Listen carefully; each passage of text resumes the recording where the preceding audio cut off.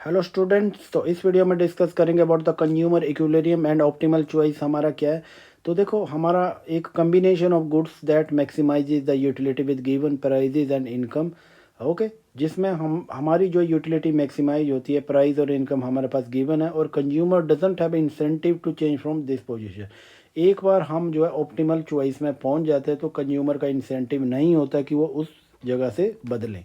ठीक है, तो इसको ही कंज्यूमर इक्विलिब्रियम कहते हैं। तो इसको समझने के लिए हमें इंडिफरेंस कर्व को समझना पड़ेगा। तो मैंने यहाँ पे इंडिफरेंस कर्व ड्रॉ किए हैं अलग अलग, जैसे आई सी नोट आ गया, IC1 एंड IC2। ठीक है, तो ये और ए और बी हमारा जो है ये वाले पॉइंट हमारे बजट लाइन को बताते हैं। देखो, मैक्सिमम यूटिलिटी मैंने आपको बताया था कि जो हायर इंडिफरेंस कर्व होगा that denotes the higher level of utility और सेटिस्फेक्शन।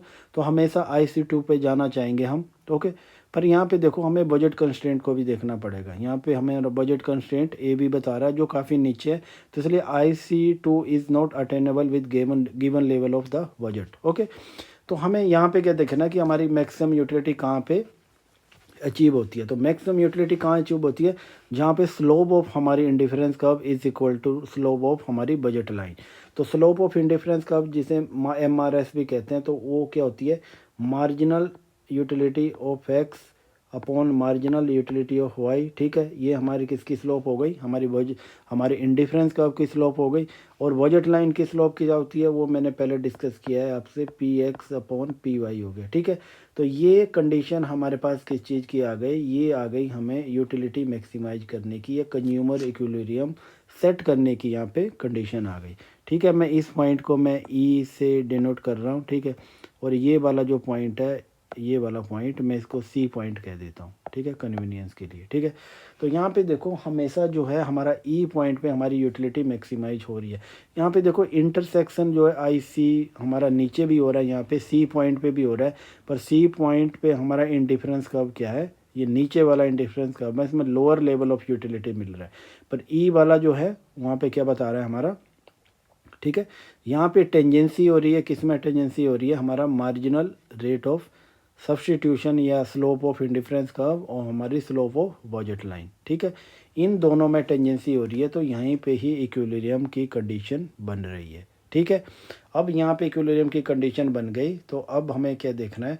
अब ये देखो, इससे हट के जो भी हमारा पॉइंट आ रहा है, जैसे C पॉइंट हो रहा है, यहाँ पे हमारा जो है यूटिलिटी मैक्सिमाइज नहीं हो रहा है। और इसी तरह मैं यहाँ पे लिख दूँ, ये D वाला पॉइंट लिख दूँ, तो यहाँ पे भी यूटिलिटी मैक्सिमाइज नहीं हो रही है। तो देखो, C पॉइंट पे क्या हो रहा है, नीचे से इंटरसेक्ट कर रहा है ये हमारी बजट लाइन को। तो C पॉइंट पे इंडिफरेंस कर्व का स्लोप जो है, देखो, slope of indifference curve MUX upon MUY is greater than slope of budget line. आप इसको आप थोड़ा क्लोजली देखें तो स्लोप देखो, ये इंडिफरेंस कर्व ऊपर की तरफ है और जो बजट लाइन थोड़ी हमारी जो है क्या है, ये थोड़ी फ्लैट है। तो इस सिचुएशन में क्या होगा, यहाँ पे देखो कि ये ऊपर की तरफ आ रही है, क्या है, ये हमारा इंडिफरेंस कर्व का स्लोप है और बजट लाइन का नीचे। तो यहाँ पे देखो, अगर इस सिचुएशन में अगर slope of budget line is less than the slope of indifference curve, तो उस कंडीशन में क्या होगा कि हम नीचे की तरफ आएंगे और कंजम्पशन इंक्रीज करने की कोशिश करेंगे। ठीक है, किसका, एक्स का कंजम्पशन इंक्रीज करने की कोशिश करेंगे। और दूसरी कंडीशन आप डी में देख लो, तो डी में क्या है, हमारी slope of budget line is greater than हमारी slope of budget line PX PY किससे है, हमारी स्लोप ऑफ हमारी इंडिफरेंस कर्व से ज़्यादा है। तो इस कंडीशन में क्या होगा, इस कंडीशन में हम कंजम्पशन ऑफ वाई को इंक्रीज करने की कोशिश करेंगे। क्या करेंगे, कंजम्पशन ऑफ वाई का इंक्रीज करने की कोशिश करेंगे, तभी हम इस पॉइंट में जाएंगे। ठीक है, इस पॉइंट से हम यहाँ आने की कोशिश करेंगे और इस पॉइंट से हम यहाँ आने की कोशिश करें। तो ये चीज़ आपको ध्यान रखनी है, ये एग्ज़ाम में पूछा जा सकता है कि अगर स्लोप ऑफ इंडिफरेंस कर्व जो है हमारी is greater then the slope of budget line, तो इस कंडीशन में क्या करेंगे आप, उस कंडीशन में आप एक्स का कंजम्पशन इंक्रीज करेंगे। ठीक है, अगर आपकी slope of budget line is greater then the slope of indifference curve, तो उस कंडीशन में क्या करेंगे आप, वाई का कंजम्पशन इंक्रीज करने की कोशिश करेंगे, तभी आपकी यूटिलिटी मैक्सिमाइज होगी। ठीक है, ये चीज़ें ध्यान रखनी है, ये एग्जाम में डायरेक्टली पूछी जा सकती है। ठीक है, और यहाँ पे देखो, यूटिलिटी को मैक्सिमाइज करने के लिए हम ऐसे भी लिख सकते हैं। ठीक है, अब यहाँ पे 2 पॉइंट आ जाते हैं। ठीक है, अब हम बात करते हैं कि ये इंटीरियर ऑप्टिमम का क्या होता है। देखो, इंटीरियर ऑप्टिमम क्या होता है कि interior optimum means consumer will consume the positive amount of both goods. ठीक है, यहाँ पे देखो, यहाँ पे इंटीरियर सॉल्यूशन आ रहा है, यहाँ पे जिस तरह से हम देख रहे हैं तो ये इक्विलिब्रियम पॉइंट आ रहा है। तो यहाँ पे हम इतना इसका कंज्यूम कर रहे हैं, यहाँ पे ये एक्स का कंज्यूम कर रहे हैं और ये वाई का कंज्यूम कर रहे हैं। तो यहाँ पे देखो हम दोनों गुड्स का एक पॉजिटिव अमाउंट कर रहे हैं। जहाँ पे दोनों गुड्स का पॉजिटिव अमाउंट हम कंज्यूम कर रहे हैं उसको इंटीरियर सॉल्यूशन बोलते हैं। ठीक है, इसको क्या बोलते हैं, इसको बोलते हैं हम इंटीरियर ऑप्टिमम या इंटीरियर सॉल्यूशन बोलते हैं। ठीक है, कई बार हमारे पास कॉर्नर सॉल्यूशन भी आएगा, that I will discuss later on. ठीक है, तो यहाँ पे आ जाएगा किसी कॉर्नर में या यहाँ पे आ जाएगा, तो वो क्या होगा, कॉर्नर सॉल्यूशन होगा। ये इंटीरियर सॉल्यूशन है, इंटीरियर ऑप्टिमम या इंटीरियर सॉल्यूशन है। ठीक है, अब यहाँ पे देखो कि आपको यूटिलिटी को लिखना होता है तो आप ऐसे भी लिख सकते हैं। आपको कैसे क्या मैक्सिमाइज करना है, आपको यूटिलिटी को मैक्सिमाइज करना है तो आप ऐसे लिख सकते हैं, एक्स वाई यूटिलिटी है, आपको इसको मैक्सिमाइज करना है। ठीक है, ये एक्स वाई आ गया। ठीक है, और किसके सब्जेक्ट टू कंस्ट्रेंट है हमारा, ये सब्जेक्ट टू हमारे पास, ये हमारे पास P X plus P Y और ये वाई। ठीक है, ये या फिर इनकम के इक्वल होना चाहिए या कम होना चाहिए, ये इनकम से ज़्यादा नहीं हो सकता है। ठीक है, ये चीज़ आपको ध्यान में रखनी है। ठीक है, ये तो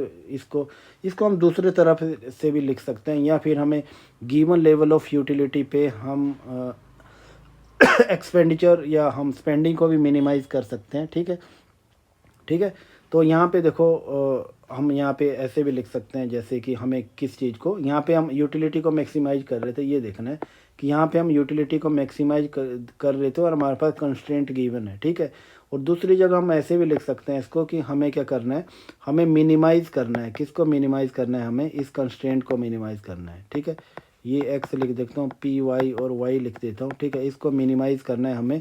ठीक है, और सब्जेक्ट टू, और ये सब्जेक्ट टू हमारी यूटिलिटी कितनी दी गई है, तो हमारी ये यूटिलिटी है एक्स वाई। ठीक है, ये हमारे पास एक गिवन लेवल, हमारी यूटिलिटी ऑलरेडी गिवन है।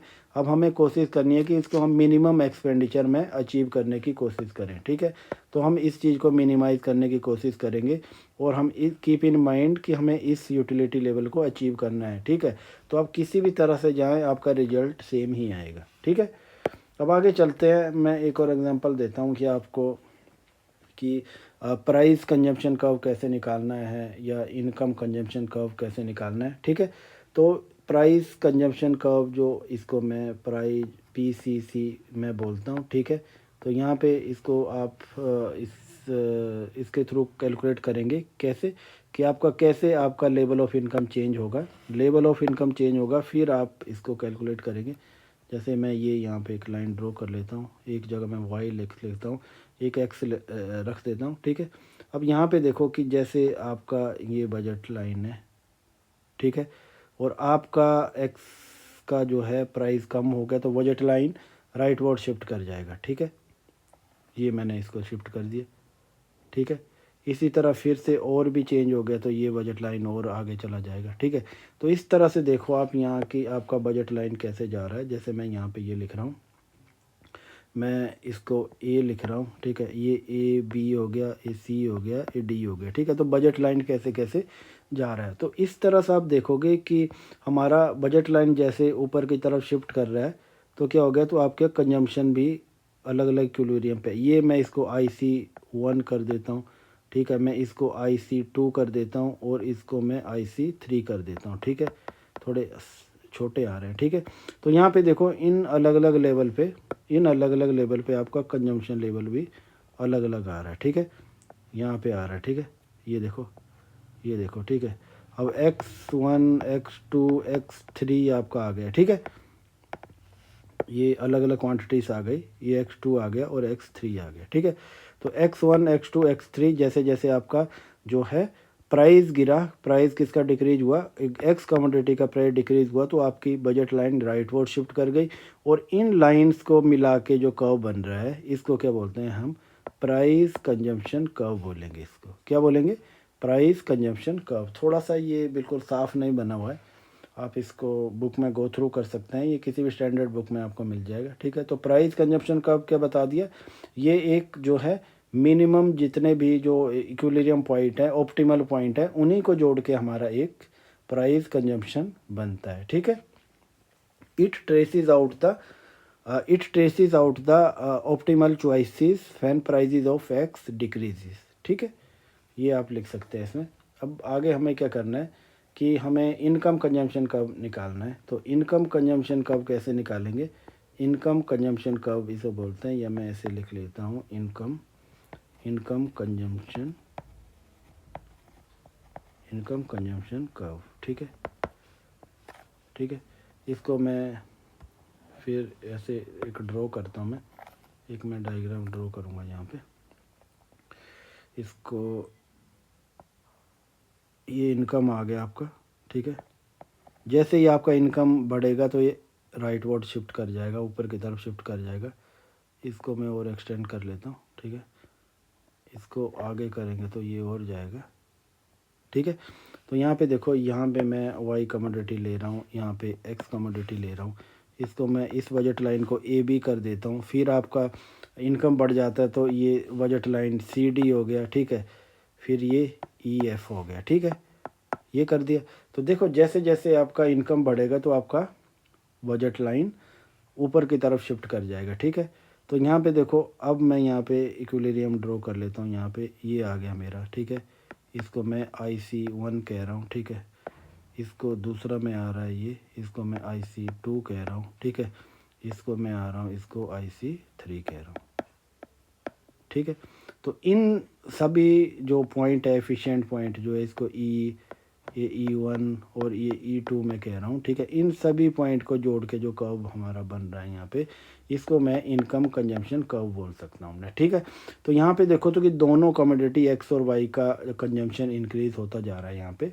तो ये तो केस नॉर्मल वाला केस आ गया कि दोनों कमोडिटी का कंजम्पशन इंक्रीज होता जा रहा है। पर ऐसा भी सिचुएशन आ सकता है कि जहाँ पर इस तरह का कंडीशन ना हो, जैसे इन्फीरियर गुड आ गया।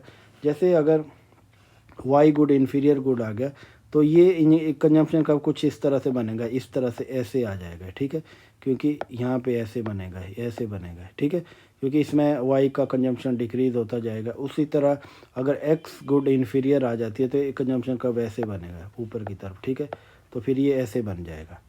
तो यहाँ पे देखो ना कि जैसे जैसे ऊपर की तरफ इनकम बढ़ती जा रही है, एक्स का कंजम्पशन डिक्रीज होता जा रहा है, तो मतलब ये इन्फीरियर गुड हमने यहाँ पे इसको लिया हुआ है, इन्फीरियर गुड लिया है। ठीक है, तो इस तरह से बन गया।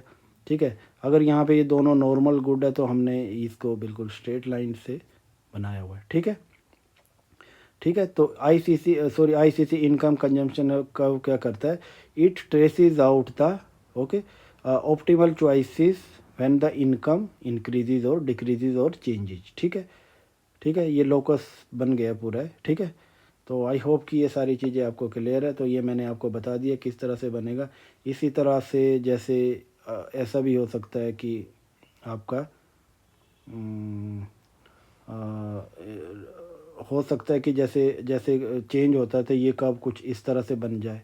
ठीक है, कि जैसे ये आ रहा है तो इस तरह से। ठीक है, नीचे की तरफ आ जाए कि दूसरे का ए का पूरा कंजम्पशन डिक्रीज होता जा रहा है, वैसी भी कंडीशन आ सकती है। तो आप कैसे भी इसको बना सकते हैं, जैसा भी आपसे क्वेश्चन में पूछा गया है। ठीक है, आपसे क्वेश्चन में पूछा गया है कि एक्स का प्राइस डिक्रीज होता जाता है। ठीक है, एक्स का प्राइस डिक्रीज होता रहता है, पर उसमें क्या होता है कि वाई का क्वांटिटी इक्विलिब्रियम पॉइंट में वाई का क्वांटिटी डिक्रीज होता जाता है। तो यहाँ पे देखो, ये कब कुछ इस तरह से बन जाएगा, फिर नीचे फिर ऐसे बनेंगे ये। ठीक है, हर पॉइंट पे आप देखेंगे कि वाई का कंजम्पशन डिक्रीज होता जा रहा है।